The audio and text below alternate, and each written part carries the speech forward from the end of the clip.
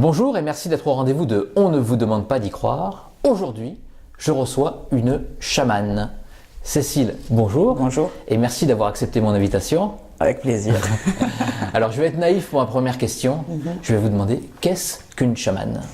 Une chamane, avant toute autre chose, c'est une guérisseuse. Donc, c'est quelqu'un qui va amener de la guérison, de l'aide. C'est une channel aussi, donc ça veut dire qu'elle a des dons de médiumnité, parce que les chamans amérindiens notamment, utilisent leur canal de lumière pour faire descendre des médecines à travers leurs aïeux, donc leurs ancêtres, à travers, pour ce qui est des Sioux Lakota, les Tunkashila, donc c'est le nom, ça veut dire esprit en amérindien, les protecteurs, et qui travaillent avec notamment la guérison via du rituel et l'utilisation des plantes. D'accord. Un chaman, a plusieurs casquettes. C'est pour ça qu'il peut canaliser aussi et avoir des contacts avec l'au-delà, que ce soit au plan astral des âmes humaines ou au plan des êtres de lumière plus élevés, plus ascensionnés. Voilà. Et est-ce que vous pratiquez un chamanisme occidental ? J'ai été initiée donc à l'âge de 21 ans au chamanisme Sioux Lakota. Voilà. J'ai rencontré mon père spirituel à 21 ans, j'ai fait une requête d'apprenti chaman et j'ai marché à côté de lui plus d'une dizaine d'années sur des rituels et des façons de faire amérindiennes, mais de la culture Sioux Lakota. Donc Uta-Sudation, c'est des sweet lodges, on rentre dans des loges en fait fermées où il y a des pierres volcaniques qui sont mises au milieu dans un feu qui peut brûler jusqu'à 4 heures au moins, donc les pierres sont dans le feu, puis après on ferme les portes. Et le chaman lance de l'eau, donc ça fait de la vapeur, ce qu'ils appellent l'inipi en amérindien, en Sioux Lakota, donc la Uta-Sudation, et ça nettoie, et il chante, et on chante avec lui, et puis on tient l'énergie, et ça fait des gros nettoyages, épuration physique et énergétique, bien sûr. Les quêtes de vision, donc là on part en nature 4 jours, sans manger, sans boire, en cercle de protection, et puis les cercles de parole et d'autres rituels comme ça définis par les Sioux Lakota. Je suis partie 2 grosses fois en Amérique où j'ai fait ma 7e quête de vision dans les tribus, avec les tribus amérindiennes Sioux Lakota et Navarro entre le Nouveau-Mexique et la Californie. Voilà. Et où j'ai tenu aussi une Sundance pour la paix, l'énergie. Donc il y a eu une Sundance pour la paix et une quête de vision, des huttes, enfin voilà, il y a tout vraiment, toute la force et la culture et les rituels amérindiens. Alors c'est quoi la quête de vision ? La quête de vision, c'est ce que je viens de te dire, c'est on part 4 jours. Ah, c'est ça, d'accord. Voilà, on fait un cercle de protection avec les 7 directions principales pour les Sioux Lakota, donc l'ouest, le nord, l'est et le sud, grand-père, grand-mère. La terre et le père Wankatanka, le père créateur, et Maka, la mère terre, et les Tunkashila, le peuple des étoiles, donc ça peut même être les extraterrestres, le peuple des étoiles, couleur violette. On fait un cercle de protection avec un nombre de bourses et on reste à l'intérieur, donc c'est des bourses à prière, c'est tout, voilà, il y a les bourses à prière, on met du tabac, on monte avec une quête, on requête quelque chose lors de la quête, on met du tabac dedans, on ferme. C'est une demande et on fait une quête de vision, on va chercher une vision pour soi-même ou pour le reste du monde, ou ça peut être pour quelqu'un d'autre. Et ça dure les 4 jours ne sont pas obligatoires, ça peut être 1 jour, 2 jours, 3 jours, 4 jours, grand maximum 4 jours, les 4 directions. Et on ouvre une porte et on ferme la dernière.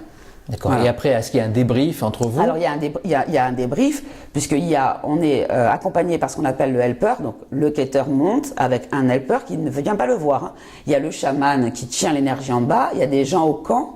Il y a le chef du camp, il y a les 2 gardiens du feu, il y a 2 gardiens de la cuisine, parce que pour les Amérindiens, les Sioux Lakota, la cuisine, c'est tout un rituel, c'est sacré, l'alimentation. Ouais. Et le helper mange pour le quêteur, donc il y a tout un lien. Et ils font des cérémonies en bas, notamment des inipis, donc c'est Uta-Sudation, on se nettoie, pour les quêteurs.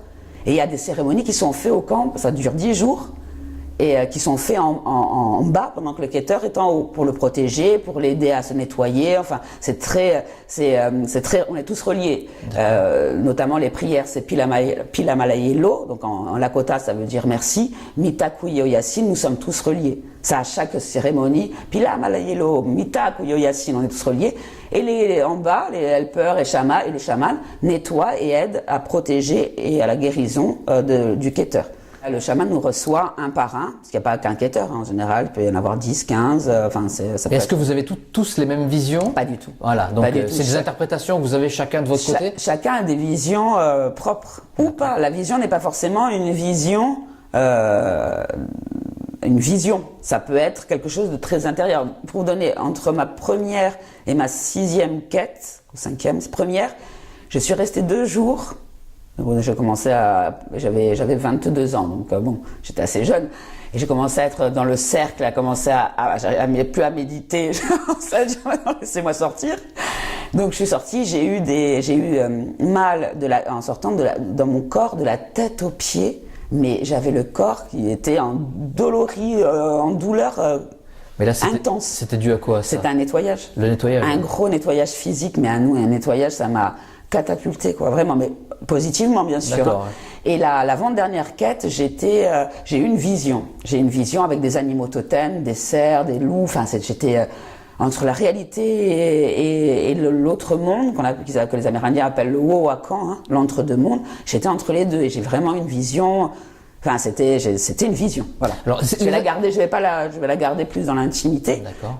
Voilà. Mais c'était vraiment ce qu'on peut entendre d'une vision, comme on peut avoir un imaginaire d'un vieil Indien qui va et qui attend la vision dans un monument de vallée et qui reçoit des Tunkashila, des Wankatanka, une vision. J'ai eu vraiment une vision. Ah, donc les animaux totems, ils sont réels ou c'est le fruit de notre imagination, une interprétation de l'esprit? Non, les animaux totems sont réels. Ils sont juste souvent dans une dimension parallèle, sur un autre champ, une autre fréquence vibratoire. On peut les appeler, ils viendront à notre aide, mais ils ont aussi la capacité d'entrer dans la matière. On peut les retrouver dans la matière. Voilà. C'est-à-dire au hasard d'une rencontre? Au hasard d'une rencontre. C'est-à-dire on peut rencontrer un animal ou un papillon. Voilà, ça peut être ça. C'est sûr qu'ici encore, on ne va pas demander alors un bison ou un loup, quoi. Bon, soyons réalistes, il n'y en a pas. Donc ils peuvent apparaître, ils peuvent venir à nous, mais ça sera sous une forme éthérique. Voilà, en même temps, si on rencontre un loup, ça serait une preuve incroyable que les animaux totems existent bien. Alors, je ne suis pas sûre que ça puisse servir de preuve ici, Ah bon. Mais je pense que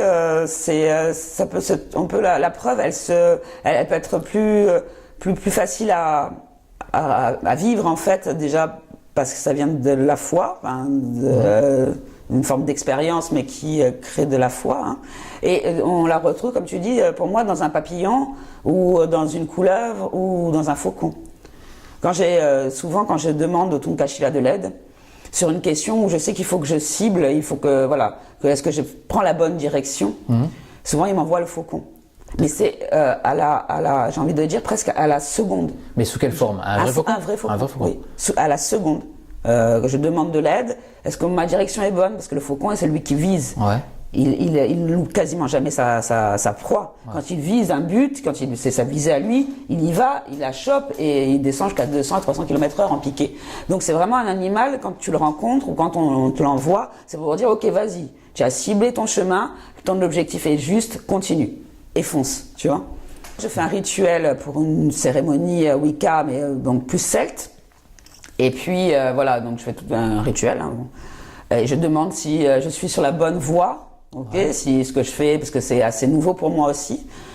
Et quand je finis mon rituel, c'était la nuit, à travers la fenêtre, une des fenêtres de chez moi, il y avait une chouette posée sur un fil, mais de là à des guitares, quoi, tu vois. Et du coup, la chouette, c'est l'emblème de la sagesse, c'est l'emblème de la sécurité. On est quand même sur quelque chose qui disent, ok, vas-y, ce que tu fais, c'est juste, c'est sage, continue. Enfin, c'est des grands présages. Oui, c'est quand même lié à la croyance, puisque quelqu'un qui n'y croit pas, il va rencontrer des chouettes, il va rencontrer des loups, il va rencontrer n'importe quoi. Mais il va pas du tout se dire, c'est dans ce chemin qu'il faut que j'y aille. Parce qu'elles vont pas venir. Dans ce cas-là, j'ai posé une question, j'attendais une réponse, j'aurais pu l'avoir en clairaudience, je l'ai eu en clairaudience, mais je l'ai eu aussi dans la matière. C'est-à-dire, ils concrétisent dans la matière leur réponse. Tu vois? Ils nous disent, ok. La dernière fois, je demande dans mon jardin, bon, vous êtes bien là, les Tunkashila. Donc là, je parlais vraiment avec les esprits amérindiens. Et un faucon vient se poser à la seconde. Hein. Je pose la question à la seconde sur le pilier EDF de mon jardin, mais il était là, droit. Je dis, ok, oui, vous êtes là. Quand j'ai besoin de réponses ou quand j'ai besoin même de temps en temps d'être rassuré sur ce que j'ai pris comme décision, j'ai tout le temps une réponse de la part d'un animal totem. Quelque chose qui est mystique. Tu vois, c'est pas seulement je vois une chouette ou j'ai un faucon, c'est à la seconde. Tu comprends? Ou très rapide. Carrément. C'est vraiment comme un clin d'œil. Tu vois, de l'univers qui fait OK, on est là. Ça, c'est bien. Ouais, c'est cool. Une très très bonne aide. Oui, ça concrétise dans la matière. Donc ça rassure et voilà. Et est-ce que vous continuez votre formation chamanique? Alors, formation chamanique proprement parler, non, parce que j'ai quand même fait beaucoup d'années de chamanisme. Donc sur Il y a des grades, comment ça se passe? Non, il n'y a pas vraiment de niveau, c'est l'expérience. C'est une culture de l'oralité, un peu comme la culture corse, quoi. Donc ça s'apprend vraiment dans la pratique et dans l'échange. Voilà. Il y a des passages. Il y a des passages, en fait. Voilà, obligatoires, comme des étapes. Mais une fois consacré, et souvent c'est le chaman qui dit à l'apprenti, c'est bon. Tu es chaman. Tu es chaman, ouais. Et est-ce qu'il y a dans votre rituel la cérémonie de l'ayahuasca? Alors, pas chez les Sioux. Pas chez... bon. Moi, je l'ai essayé, je l'ai vécu, la cérémonie de l'ayahuasca, via donc, des cérémonies péruviennes, parce que c'est beaucoup le Pérou notamment. Donc ça a été assez puissant, mais c'était avec une autre, c'était une chamane, c'était pas avec mon père spirituel, et donc c'était une autre expérience. Ah bah là c'est pareil, il y a le nettoyage qu'il y a avant, mais alors c'est avec un breuvage. Enfin moi ce que j'avais vu, les personnes buvaient un espèce de breuvage qui les vidait complètement, mais à tous les sens du terme. Vomissement, diarrhée, enfin c'était... C'est surtout vomissement. Ouais. La femme dont j'ai vu l'interview, elle parlait de diarrhée. Après voilà, ça dépend peut-être. Ça dépend beaucoup de ce qu'on a à vivre. Ça donne vraiment pas envie de la faire, quoi. Alors oui, c'est sûr qu'à première vue, c'est prendre la madrea, parce que là-bas il appelle la mer, donc la madrea. Ça peut être rebutant ou en tout cas poser des questions. Moi j'ai pas vomi du tout. D'accord. Voilà, absolument pas, même pas. Voilà, alors qu'il y a eu beaucoup de. Par contre je me suis évanouie avec une régression dans une vie antérieure en Égypte. Ah voilà, donc j'allais dire, donc vous vous souvenez pas des perceptions que vous avez eues, mais oui. Je me rappelle très bien. Je me suis réveillée, je pleurais déjà quand je suis revenue. Et la phrase vraiment avec donc l'Égypte, c'était pas une période très faste dans l'amour et la paix et l'unité. Et je pleurais comme si je regardais un peu la scène de haut et je dis on n'a pas pu faire ça, on n'a pas pu faire ça. Et puis je m'arrête, donc tout en pleurant, et la dernière phrase, vraiment, quand j'ai réouvert complètement les yeux et ma conscience, et j'ai pas pu faire ça. Je me suis pris une claque dans la gueule avec la ayahuasca, je me rappelle encore. Mais je la conseille, voilà, je conseille la ayahuasca avec un chaman ou une chamane qui sait ce qu'elle fait. C'est trop dangereux, c'est sacré, hein. C'est des entités sacrées, il faut pas voir ça comme une plante. C'est un vivant, les chamans appellent une entité qui s'appelle la mère quand même, la madrea, c'est très beau, hein. Elle apporte de l'aide, mais il faut que le chaman soit béton, quoi. Et le chaman pendant la cérémonie. La chamane, voilà. Oui, ou la chamane, bien sûr. Pendant la cérémonie, est-ce qu'il en prend lui aussi? Alors, parce que s'il en prend lui aussi, c'est plus compliqué d'être. Normalement, enfin, en tout cas dans certaines cultures, ils n'ont plus besoin d'en prendre. D'accord. Parce qu'ils l'ont déjà assez pris du temps de leur apprentissage et ils ne font plus qu'un avec la plante. Ben, sinon, quand même, ils sont là pour surveiller. Ah, ils sont là pour guider, pour protéger, pour que justement il n'y ait pas de débordement et qu'il n'y ait pas de gens qui badent, hein, tout simplement, hein, faire des bad trips. Hein. Et est-ce qu'en France, il se passe des cérémonies comme ça? Oui, il y en a plein. Il y en a beaucoup, enfin plein, il y en a beaucoup, de plus en plus. Et on peut acquérir une formation de chaman en France? Ah oui, on peut acquérir une formation de chaman en France. Mais s'il n'y a pas d'ayahuasca, Normalement, elles sont ramenées d'Amérique du Sud par la chamane qui a travaillé avec des chamans ou un chaman de là-bas. Est-ce que c'est considéré comme une drogue? C'est une psychotrope. Est-ce qu'on a le droit? Je dirais que c'est illégal, hein. Bon. À mon avis, hein. Bon. À mon avis. Tu vois, un peu comme le peyote, donc les boutons de cactus qui sont aussi utilisés. C'est hallucinogène, ça, non? C'est hallucinogène, ouais. Ah, d'accord. Qui sont aussi utilisés par les peyoteros, donc, hein. Alors donc après avoir parlé donc du chamanisme, j'aimerais un petit peu que vous me parliez un petit peu de vos perceptions extrasensorielles, on va dire, si ça peut être le mot. C'est le mot qu'on utilise. Voilà. Donc je crois que vous voyez. J'ai accès à la clairvision, comme on dit. D'accord. Donc je perçois ce qui se passe dans d'autres dimensions, nos dimensions parallèles, en fait.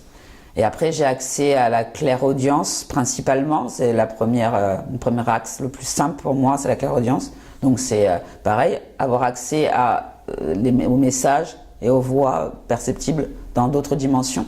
Mais est-ce que vous avez eu ces perceptions après avoir fait vos formations de chamanisme, ou est-ce que vous les aviez avant? Alors je les avais avant. Elles se sont développées avec le temps. Ouais. Naturellement, sans effort, mais je les avais avant. Je les ai développées seule. Et ça vous faisait pas peur avant? J'avais peu de clairvision et de la clairaudience et beaucoup de synchronicité. Ouais. Non, parce que, non, ça a été de fait pour moi en fait. C'est naturel, quoi. C'était naturel, voilà, c'était naturel, c'était ce qui était. D'accord. Quand j'ai choisi de me réincarner dans une famille très cartésienne, pas forcément éveillée et ouverte à ma vision, à cette vision spirituelle. Donc c'est pas ma descendance en tout cas qui m'a permis cette ouverture, c'est vraiment un éveil spirituel seul. Quand vous entendez comme une voix, comme si je vous parlais à l'oreille? Ouais. Quand j'entends comme si on discutait. Alors ça va pas être aussi fort que ce qu'on échange là tous les deux au niveau de notre voix, nos voix, mais ça va être tout aussi audible. Vous arrivez bien à faire la différence entre votre imagination et parce que au-delà de ce que j'entends, il y a quelque chose, au niveau de la fréquence vibratoire, au niveau même de ma perception, tout change. D'accord. Je sens quand je suis plus là. Pour moi, c'est cette rencontre donc que les Amérindiens appellent, c'est ce monde, le Wowakan, donc l'entre-deux mondes, où je monte un peu et eux descendent. D'accord. Et donc du coup, je me retrouve entre deux mondes, chez eux, en haut, et chez nous, en bas. Voilà. Et au niveau de la vision, vous voyez comment? Vous voyez comme si c'était quelqu'un d'autre qui était à côté de moi?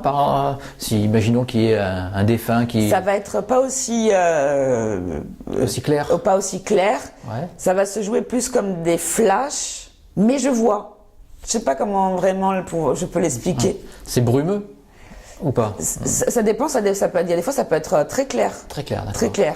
Voilà, c'est pas forcément brumeux. Je peux vraiment voir la personne ou voir une scène ou voir un animal totem ou vraiment quelque chose qui est...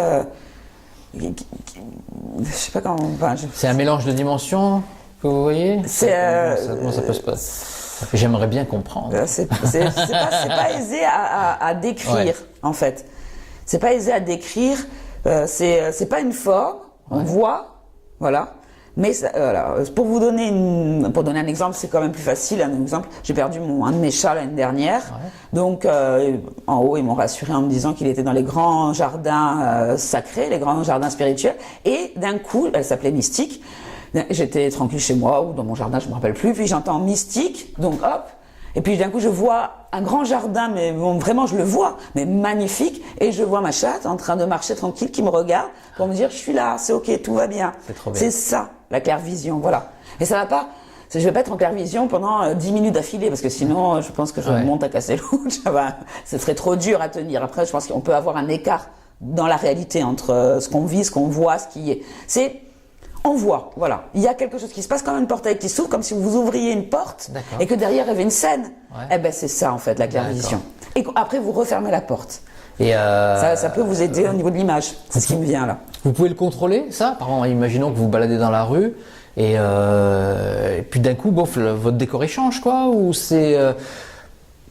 faut vous concentrer? Non, ça c'est pas contrôlable. Enfin, c'est contrôlable. Je peux faire la demande, donc je pense. Je le fais pas. D'accord. C'est pas quelque chose que je fais. Je pense que c'est contrôlable complètement. On peut avoir accès à la clairvision quand on veut, mais c'est pas juste de le faire tout le temps, parce qu'on est sur Terre et avant tout, on est des êtres de la Terre. On est des enfants de la Terre. Donc c'est là que commence la guérison. Si on comprend qu'on est d'abord d'ici, je pense qu'on a compris quasiment 90% de la spiritualité dans sa globalité, quelle que soit la voie qu'on utilise. Donc, on est d'ici, on utilise les outils et les méthodes, les protocoles, et on fait appel au plan de lumière pour nous aider à les ramener sur Terre. Donc c'est un peu une mission.